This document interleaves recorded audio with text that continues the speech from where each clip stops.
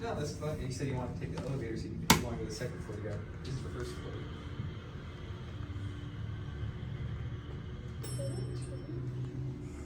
Did it change? No, you're good. Last week. This is the elevator at the Copper Queen Post Office and Library in Bisbee, Arizona. Before we go to We're on two.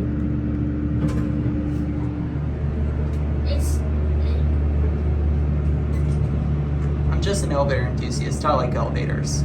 It's just a hobby. I remember it's a library being quiet.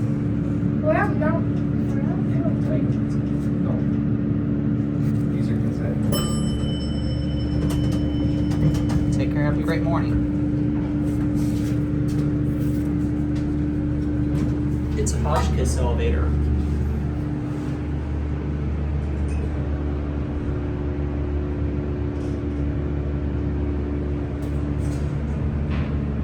I don't think the indicator is working. Anyways, the capacity is 2,100 pounds. Here's your bouncing. Here's your 88 phone. Let's get our cab view. Go down to 1. 1 it there. This is how much the button go out. We stopped at 2.